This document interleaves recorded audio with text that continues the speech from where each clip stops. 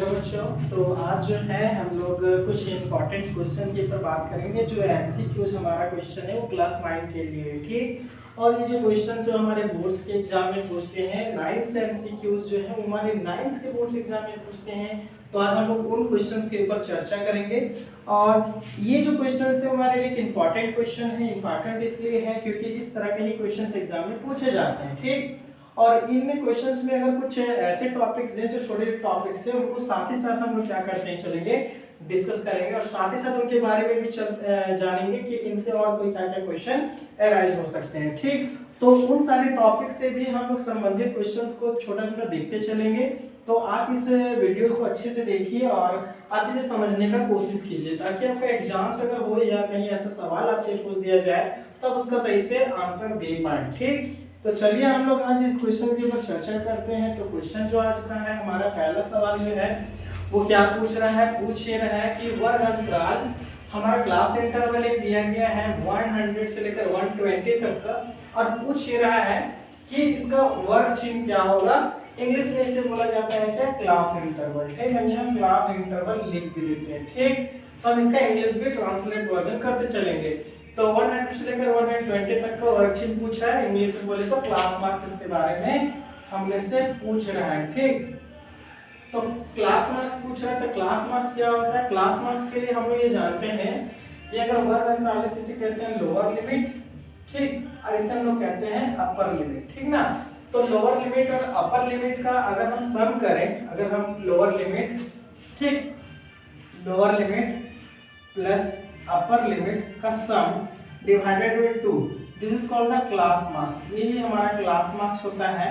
English में हिंदी में बोले तो वर्ग चिन्ह होता है। मतलब निम्न सीमा प्लस ऊपरी सीमा को अगर जोड़ते हैं, निम्न सीमा और ऊपरी सीमा को अगर जोड़ते हैं तो यहाँ जोड़ दीजिए 100 प्लस 120 डिवाइडेड बाय 2, तो ये हमारा आ जाएगा 220 डिवाइडेड बाय 2। इसे काट दे कितना, ये 110। तो 110 जो हमारा जो होगा इसका, वो हमारा क्या हो जाएगा, क्लास मार्क्स हो जाएगा। तो 110 हमारा ऑप्शन बी जो होगा इसके लिए क्या होगा, सही होगा।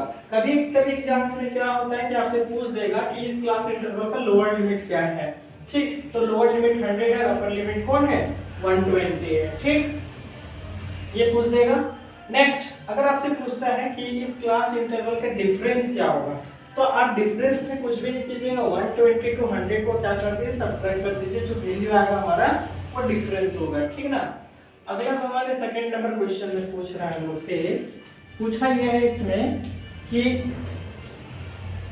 2 3 4 5 एंड 0 एंड 1 3 3 4 3 का माध्य क्या होगा। माध्य का मतलब होता है कि आपसे पूछ रहा है कि मीन क्या होगा, ठीक, ये पूछ रहा है, मीन पूछ रहा है। तो मीन आपसे पूछ रहा है तो मीन क्या होगा उसके ऊपर हम जरा बात करते हैं। मीन का मतलब है कि इन सभी डाटा का आपको सम कर देना, क्या कर देना, सम कर देना है। मीन क्या होता है, मतलब माध्य क्या होता है, सभी आंकड़ों का योग, सभी आंकड़ों का योग, ठीक, आंकड़ों का योग, ठीक, और आंकड़ों की संख्या, यहाँ बोल सकते हैं आंकड़ों की संख्या, ठीक। तो आंकड़ों का योग कहने मतलब इन सभी को ऐड कर देना है, ठीक ना। तो ऐड करना है 2 + 3 5 5 + 4 9 9 प्लस यहाँ पे 5 14 14 और 1 15 15 और ये 3 18 18 और 3 19, सॉरी 18 और 3 हमारा 21 21 और 4 25 और 3 28।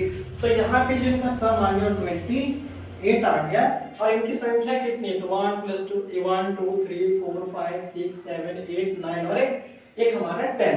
तो अगर इसे हम लोग 10 से डिवाइड कर देते तो ये हमारा मिल जाएगा 2.8, ठीक। तो हम ये आशा करते हैं आपको समझ में आया होगा कि इन सभी का सम कर देना, जितने नंबर ऑफ टर्म्स है, जितने नंबर ऑफ इनकी आंकड़ों की संख्या है उससे से डिवाइड कर देना। तो इसका आंसर क्या होगा 2.8, जो हमारा ऑप्शन डी में देखने को मिल रहा है, ठीक। थर्ड क्वेश्चन में हम लोग से क्या पूछा है, थर्ड क्वेश्चन में हम लोग से पूछा है कि आंकड़ा 4, 3, 8, 9 + 11 का माध्य क्या होगा, ठीक। तो माध्यक जो होता है इसमें हम लोग थोड़ा सा चर्चा करते हैं कि आखिर माध्यक होता क्या है। इंग्लिश में से कहते हैं मीडियन हम लोग, ठीक ना, इसे हम लोग कहते हैं मीडियन, ठीक। तो हम लोग मीडियन के बारे में थोड़ा सा चर्चा करते हैं यहाँ पे, ठीक। तो मीडियन होता क्या है, जरा उसको हम लोग देखेंगे। तो मीडियन जो होता है हमारा दो केस में होता है। पहला केस जो होता है केस फर्स्ट, और केस फर्स्ट में क्या होता है, अगर आंकड़ों का जो संख्या है अगर वो सम हो, ठीक, या फिर बोल सकते हैं आंकड़ों का जो संख्या यहाँ पे विषम संख्या हो, जैसे कि 1 2 3 4 5, तो 5 क्या है, मेरा आंकड़ों का संख्या विषम आया। आंकड़ों की जो संख्या है वो क्या मतलब n बराबर मान लेते हैं, आंकड़ों की संख्या को n मान लें, ठीक। तो ये क्या है, ऑड नंबर हो। तो अगर हमें मीन निकालना है तो मीन निकालने के लिए सिंपल सा फॉर्मूला होता है, माध्यिक निकालने के लिए जो फॉर्मूला होता है, ठीक, वो होता है n + 1 डिवाइडेड बाय 2 + TF, ठीक, ये होता है, ठीक। तो आप यहाँ क्या कीजिए, जो ऑड है तो 1 2 3 4 5, तो आप यहाँ पे क्या कर सकते हैं, TF टर्म, मतलब हिंदी में बोले तो पर बोलते हैं, पर, और इंग्लिश में टर्म बोलते हैं, ठीक। तो यहाँ पे आप बिठा दीजिए 5 + 1/2 और TF, ठीक ना। तो यहाँ पर आ जाएगा 6/2, अगर इसे काट देते तो आपका थर्ड आ जाएगा। तो थर्ड टर्म है आपका, तो इसमें थर्ड टर्म निकालना है, लेकिन थर्ड टर्म को निकालने से पहले क्या करना पड़ेगा, आपको इसको असेंडिंग ऑर्डर में करना पड़ेगा, ठीक। तो असेंडिंग ऑर्डर में से पहले अरेंज कर लीजिएगा, जैसे यहाँ कर देते हैं 4 है, 6 है, 8 है, 9 है, 11 है, ये पहले से असेंडिंग ऑर्डर में दिया है। तब देख लीजिए 1 2 3, थर्ड टर्म में कौन है, 8 है, इसका आंसर जो हो जाएगा, आंसर जो आएगा वो कौन आएगा, 8 आएगा, ठीक। लेकिन केस 2 के लिए, ठीक, हम इतना एकदम शॉर्टकट के लिए चलते हैं, बहुत लॉन्ग में बात नहीं करेंगे, ठीक। अगर आपको इसका शॉर्टकट अगर बताए तो सिंपल यही कहना चाहेंगे, अगर ऑड में हो, अगर संख्याओं, अगर आंकड़ों की संख्या अगर ऑड हो, विषम हो, तब क्या कीजिएगा, इसे पहले छोटा से बड़ा आरोही क्रम में सजाइएगा, असेंडिंग ऑर्डर में, जैसे कि यहाँ पे सजाया गया है।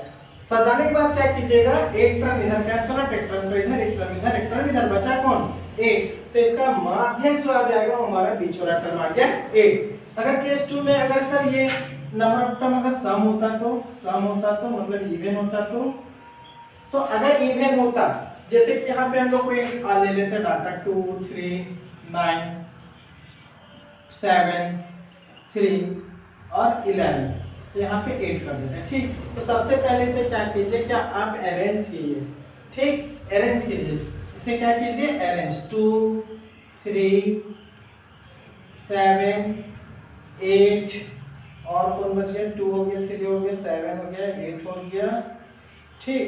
1 2 3 4 5 2 3 7 8 और 11, एक और कौन छूट गया, 2 हो गया, 3 हो गया, 7 हो गया, 8 हो गया, और हमारे यहाँ 9 छूट गया है, 9 और 11, ठीक। तो आप क्या कीजिए, फिर से वही रूल अपनाइए, फर्स्ट लास्ट। अब यहाँ 2 टर्म बच गया, तो 2 टर्म बच गए, तो इसे क्या कीजिए, दोनों टर्म को जोड़ दिए, 7 + 8, और जितने नंबर ऑफ टर्म बचे उसे डिवाइड कर दीजिए। तो 7 और ये 8 हो गया 15/2, इसे डिवाइड करने पे आता 7.5, तो इसका जो आ जाता माध्यक को हमारा आता क्या, 7.5, ठीक। इस तरह से आप इसे शॉर्टकट में क्या कर सकते हैं, फाइंड आउट कर सकते हैं, ठीक। तो अगर इसका अगर हम लोग बात करते हैं तो इसका आंसर क्या आता, 8, ठीक। चलिए अगले क्वेश्चन में चलते हैं। अगला क्वेश्चन जो हमारा प्रैक्टिस से संबंधित क्वेश्चन है, और प्रैक्टिस से संबंधित क्वेश्चन क्या है, पूछा यह है कि एक असंभव जिसको कहते हैं असंभव घटना की प्रायिकता, इंग्लिश में बोले जाए तो इम्पॉसिबल इवेंट, ठीक। पूछ रहा है कि इम्पॉसिबल इवेंट का प्रोबेबिलिटी क्या होगा, इंग्लिश में से क्या कहेंगे, प्रोबेबिलिटी, और ये है इम्पॉसिबल इवेंट, ठीक।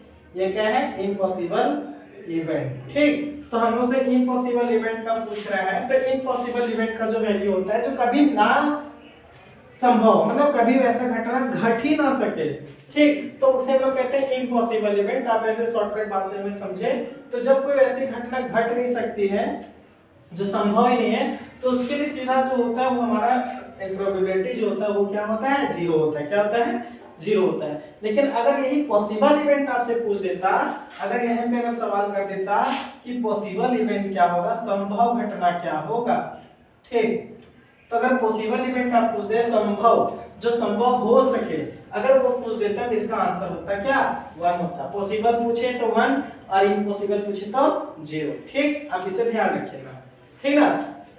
और अगर कभी सवाल में अगर पूछ दे कि प्रैक्टा के सबसे अधिकतम मान क्या होती है, अधिकतम मान, तो इसके अधिकतम मान भी 1 होती है और सबसे न्यूनतम मान अगर पूछे तो न्यूनतम मान जो होता है वो 0 ही होता है, ठीक ना, जिसे असंभव और संभव घटना के नाम से हम यहाँ जानते हैं। अगला जो सवाल है, सवाल यह है कि बहुपद 3x - 2 का शून्य क्या होगा। शून्य कहने का मतलब यह है कि इस x से जहाँ पे कौन सा नंबर को बिठा दिया जाए कि ये जो वैल्यू है ये एक 0 के बराबर आ जाए, ठीक। तो हम लोग यहाँ पे इसको कैसे सॉल्व करेंगे जरा देखिए, आप बिठा के भी कर सकते हैं और बिना बिठाए भी कर सकते हैं। जैसे कि हमें पूछा है कि इस x पे कौन सा नंबर बिठा दे कि क्या आ जाए, शून्य का मतलब 0 आ जाए। तो यहाँ पे 3x - 2 बराबर क्या होगा, 0। तो आप यहाँ पे 3x माइनस बदल गया तो प्लस में, तो x बराबर व्हाट, 2/3। मतलब हमें क्या करना पड़ेगा, इस x यहाँ पे 2/3 लिखना पड़ेगा, मतलब रखना पड़ेगा। अगर रख देंगे तो ये वैल्यू क्या दे देगा, 0 दे देगा। तो ऑप्शन देखिए कहाँ पे है, ये कहाँ पे, सी ऑप्शन में क्या होगा, 2/3 होगा, ठीक। अगर उसी तरह से अगला क्वेश्चन देखें तो अगला क्वेश्चन गुणनखंड से है, फैक्टराइजेशन से संबंधित है। पूछ ये रहा है कि 6² + 5x - 6 का फैक्टर क्या होगा, मतलब फैक्टराइजेशन क्या होगा, इंग्लिश हिंदी में बोले तो गुणनखंड क्या होगा, ठीक। तो इसे हम लोग को क्या करना है, फैक्टराइज करना है, मतलब ब्रेक करना है। तो ब्रेक कैसे करेंगे, तो यहाँ इसको ब्रेक करके दिखा रहे हैं आपको, 6x² + 5x - 6। आप क्या कीजिए, सिंपल यही ध्यान रखें, इसको इस प्रकार से तोड़ना है कि तोड़ने के बाद क्या हो जाए, ये टोटल 4 भागों में बट जाए। और बटने पे जब इधर 2 का भाग का जोड़ा लगाना है और राइट साइड में 2 का जोड़ा लगाना है। जोड़ा लगाने के बाद क्या करना है, इधर से जो कॉमन जाएगा उसको लेना है, फिर उधर से जो कॉमन जाएगा उसको लेना है, फिर सेपरेट कर देना है। तो चलिए यहाँ पे देखते हैं। तो यहाँ पे होगा 6x पर, इसको ऐसा तोड़ तोड़ने और जोड़ने या घटाने के बाद 5 है, ठीक। कितना आना चाहिए, 5 आना चाहिए। और देखिए यहाँ और ये नंबर, ये दोनों को मल्टीप्लाई है 36, ठीक। तो इसको घटाने के बाद, ये जोड़ने के बाद जो है 5 आना चाहिए, लेकिन गुना करने के बाद 36 आना चाहिए था, ठीक। ऐसा आप पढ़े होंगे, ऐसा ये हम मान के चलते हैं। तो आप इसे तोड़िए, ये 36 अगर नहीं आप तोड़ने जाते इसके क्या कीजिए, ये x में जो भी कोएफिशिएंट होगा ना, जो x में कोएफिशिएंट होगा आप उसे लास्ट टर्म से मल्टीप्लाई कर देते हैं। माइनस में तो नंबर से आपको मल्टीप्लाई करना है, तो 6 6 36, इसे फैक्टराइज कर लीजिए। तो हम मान लेते 2 से कर रहे तो 1 टाइम्स में, फिर ये कितना बार में हो जाएगा, 8 टाइम्स में, फिर 2 से 9 बार में, फिर ये 3 से जाएगा, ठीक, 3 से 3 बार में, और 3 का 3, ठीक। तो यहाँ जरा ध्यान दीजिए, तो 3 3 जा 9, 2 2 जा 4, 2 3 3 9 और 2 दूनी 4, तो 9 में 4 जाएगा तो 5 आता है। तो आप यहाँ लिख सकते हैं प्लस 9x माइनस 4x और माइनस 6, ठीक। आप ये लिख सकते हैं। तो देखिए तो 9 में 4 का तो 5 आएगा, ठीक। और 9 4 जा कितना आता है, 36, जो यहाँ पे लिखे हुए थे। अब इसे क्या कीजिए, इधर से कॉमन और इधर से कॉमन, ये दोनों से क्या कॉमन है, तो यहाँ दोनों से जो कॉमन है वो 3 और x कॉमन, यहाँ से 3 और x, 3 और यहाँ से क्या कॉमन है, x। तो यहाँ क्या बच गया 2 और यहाँ पे x, और यहाँ क्या बच गया, यहाँ पे केवल 3। यहाँ से क्या कॉमन है, तो -2 कॉमन, यहाँ से क्या कॉमन है 2, यहाँ हो गया x, यहाँ पे हो गया क्या 2 और x, और प्लस क्या बच गया 3। ये और ये फिर से कॉमन है तो 2x + 3, ठीक। और यहाँ बच गया 3x - 2। तो देख लीजिए इसका फैक्टराइजेशन क्या है, 2x + 3 3x - 2। तो यहाँ पे जो है 3x + 2x प्लस, यहाँ पे देखिए ऑप्शन नंबर बी 2x + 3 और 3x - 2, ये इसका आंसर होगा, ठीक। अगला 7 नंबर क्वेश्चन है, कुछ है निर्देशांक। निर्देशांक का मतलब क्या है, कोऑर्डिनेट, ठीक। कोऑर्डिनेट -2, 4 का भुज। भुज क्या होता है, भुज कहने मतलब है एक्स एक्सिस, ठीक, जिसको हम लोग कहते हैं इंग्लिश में एब्सिसा, ठीक, ठीक, एब्सिसा। तो एब्सिसा जो है हमारा, ठीक, मतलब कहने मतलब एक्स एक्सिस। तो एब्सिसा ये जो है हमारा A B C S abscissa, ठीक। तो एब्सिसा जो है एक्स एक्सिस के बारे में पूछ रहा है कि इसका एक्स एक्सिस का वैल्यू क्या है, ठीक। भुज का मतलब है एक्स एक्सिस को इंग्लिश में कहते हैं एब्सिसा के नाम से। तो एक्स एक्सिस का वैल्यू क्या है, -2। तो इसका सही आंसर क्या होता है, -2। अगर यही आपसे पूछ देते यहाँ पे भुज के जगह पे अगर पूछ देता, अगर भुज ना पूछ करके अगर कोटि पूछ देता है, ठीक, कोटि, तो कोटि का मतलब है वाई एक्सिस, ठीक, जिसको कहते हैं ऑर्डिनेट। क्या कहते हैं, ऑर्डिनेट। तो इसका ऑर्डिनेट क्या होता है, 4। क्या होता है, 4 होता है, ठीक। वाई एक्सिस में क्या होता है, 4 होता है, ठीक, ये ध्यान रखिएगा। अगला सवाल क्या है, बोला है कि 55 का मतलब 55 का पूरा कोण, पूरा का मतलब क्या होता है, जब हमारा 90 डिग्री हो, ठीक 90 कितना हो जाए 90 डिग्री, मतलब जब दो एंगल को मिलने के बाद कितना डिग्री आता है 90 डिग्री आता है। तो देखिए यहाँ इस 55 के साथ कौन सा नंबर जोड़े कि हमारा 90 आ जाए, तो इसके साथ अगर 35 जोड़ देंगे तो कितना आ जाएगा 90, ठीक। इसका सही आंसर क्या होता है 35, बहुत आसान सा सवाल होता है। अगला पूछा यदि ए बी सी एक त्रिभुज के 3 भुजाओं की लंबाई है, ये कोई त्रिभुज है, ठीक। अगर हम लोग यहाँ देखें तो कोई अगर त्रिभुज है, ठीक, इसके भुजा ए बी और सी है, ठीक। अगर ये 3 है तो बोलता है कि लंबाई है, तो इनमें से इसके लिए कौन सही होगा। तो एक बात हमेशा याद रखें कि जब भी कोई दो भुजाओं को त्रिभुज को हम जोड़ेंगे तो तीसरे भुजा से हमेशा क्या होगी, बड़ी ही होगी, ठीक। तो यहाँ ऐसा कंडीशन पॉसिबल है, बट क्या दो अगर भुजाओं को घटाएंगे क्या तीसरा से जोड़ी छोटा है, ऐसा बिल्कुल नहीं है। तो यहाँ पे जो ऑप्शन हो जाएगा हमारा क्या होगा, ए होगा। जब भी दो भुजाओं को जोड़ा जाएगा तो हमेशा थर्ड से क्या होगा, बड़ा होगा, ठीक।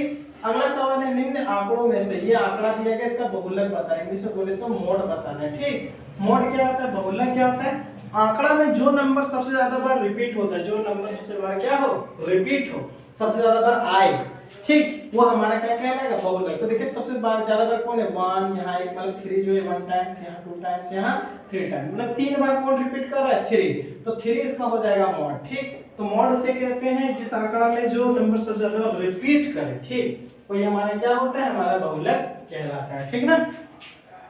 अगला लास्ट सवाल है, हमारा सवाल है दशमलव प्रसार शांत होगा। दशमलव प्रसार शांत कहने का मतलब ये है कि इनमें से कौन सी जो फ्रैक्शन है, कौन सा भिन्न है जिसको भागा देने पे पूरा कट जाए, मतलब इस वन को रिलायंस से डिवाइड करेंगे तो पूरा कट जाना चाहिए। तो अगर इसे डिवाइड करें ताकि 0.0909 ऐसे डॉट डॉट चलते जाएंगे, कटेगा नहीं, ठीक। अगर इसे डिवाइड करेंगे ताकि 0.36 तो ये कट जाएगा क्या, लेकिन ये जो है नहीं कटेगा, ये 0.2 समथिंग ऐसे चलेगा, तो ये नहीं कटेगा, ये नहीं कटेगा, नल ऑफ दिस होगा नहीं। तो यहाँ कटने वाला कौन है, केवल और केवल 9/25। तो इसे हम लोग कहते हैं शांत प्रसार। अगर सिंपल समझना चाहें तो कोई भी अगर फ्रैक्शन डिनोमिनेटर से मतलब हर से अंश को भागा देने पे पूरे तरह से कट जाए, और कट जाए मतलब वो पूरे से भागा लग जाए, मतलब उसका रिमाइंडर 0 आ जाए, मतलब शेषफल 0 आ जाए, तो उसे हम लोग कहते हैं क्या, दशमलव प्रसार। वो क्या है, शांत है, क्या है, शांत है। इंग्लिश में कहते हैं टर्मिनेटिंग है, वो टर्मिनेट है मतलब कट गया, ठीक। अगर वो ना कटे तो उसे कहते हैं नॉन टर्मिनेटिंग, इंग्लिश में बोले तो आसान, मतलब हिंदी में बोले तो आसान कहते हैं, ठीक, आसान, ठीक, नॉन टर्मिनेटिंग, ठीक। और इसे कहते हैं टर्मिनेटिंग, ठीक। तो ये बात आप ध्यान रखिएगा, ठीक। यहाँ तक तो हमें लगता है, उम्मीद है कि आपको ये सारे सवाल समझ में आए होंगे, ठीक। तो यहाँ तक जो भी है, और अगर कहीं आपको कहीं पे दिक्कत हुआ हो समझने में तो आप इसमें कमेंट करके आप पूछ सकते हैं कि या फिर आपको कहीं पे दिक्कत हुआ तो कमेंट कर सकते हैं, ठीक। तो यहाँ तक आपको समझ में आए ये हम उम्मीद करते हैं, और जहां भी आपको ऐसा क्वेश्चन दिखे, डाटा परिवर्तन दिखे, तो आप इस तरह से क्या कर सकते हैं, सॉल्व कर सकते हैं, ठीक। एक छोटा सा बात यहाँ आपको हम बताना चाहते हैं, यहाँ से निर्देशांक से संबंधित, ठीक। जैसे कि आप लोग सभी को जानते हैं, यहाँ पे इसको मेंशन करते हैं कि ये हमारा जो होता है कार्टेशियन सिस्टम होता है, ठीक। ये y डैश है, यहाँ x है, और ये x डैश है। ये फर्स्ट क्वाड्रेंट है, ठीक। ये सेकेंड क्वाड्रेंट, थर्ड क्वाड्रेंट, और ये हमारा फोर्थ क्वाड्रेंट, ठीक। ये पॉजिटिव होता है, ये नेगेटिव होता है, ये ऊपर पॉजिटिव होता है, नीचे नेगेटिव होता है, ठीक। तो ये हमारा होता है प्लस प्लस प्लस, और ये होता है हमारा x में माइनस, और ये हो जाएगा y में प्लस। तो ये कैसा साइन आता है, पहले x को देखा जाता है फिर y देखा जाता है, ठीक। फिर यहाँ x को देखिए नेगेटिव, y क्या है पॉजिटिव, तो माइनस प्लस। फिर यहाँ देखिए x वाला क्या है नेगेटिव, और y वाला क्या है नेगेटिव, तो ये x x मतलब माइनस माइनस होगा। ये फोर्थ क्वाड्रेंट में x वाला है पॉजिटिव और y वाला है नेगेटिव, तो इसका होगा क्या प्लस माइनस। कभी सवाल अगर ऐसे आपसे पूछ दें कि -2,5 जो कोऑर्डिनेट है वो किस निर्देशांक में लाई करता है, मतलब किस क्वाड्रेंट में लाइज करता है, तो आपको बस इसका सिंबल साइन देखिए, माइनस में देखिए प्लस में, तो माइनस प्लस किस में होता है जरा देखिए। तो ये हमारा सेकंड क्वाड्रेंट में है माइनस और प्लस, तो कहां पे लाई करेगा सेकंड क्वाड्रेंट में, ठीक। और जहाँ पे ये दोनों लाइन इंटरसेक्ट करते हैं ये, उसे हम लोग कहते हैं हिंदी में मूल बिंदु। क्या कहते हैं? मूल बिंदु। ठीक, ये ध्यान रखिएगा, जिसे हम लोग ओरिजिन कहते हैं। कभी कभी सवाल ये पूछ देता है कि ये दोनों लाइन जो है आपस में जहाँ पे इंटरसेक्ट करते हैं उस पॉइंट का कोऑर्डिनेट क्या होगा। तो इस पॉइंट का कोऑर्डिनेट होता है 0,0। ठीक, तो हम ये आशा करते हैं ये क्वेश्चन आपको सारा समझ में आया होगा। ठीक है, तो हम लोग मिलते हैं नेक्स्ट वीडियो में। अगर आपको ये वीडियो अच्छा लगा हो तो आप इसे लाइक एंड सब्सक्राइब और अपने दोस्तों तक ये जरूर पहुंचाएं, ताकि उन्हें भी ये क्वेश्चंस पढ़ के कुछ समझ में आ सके और उनका भी कुछ बेनिफिट हो। ठीक, तो थैंक यू इस वीडियो को देखने के लिए। मिलते हैं हम लोग नेक्स्ट वीडियो में। Thank you, best of luck.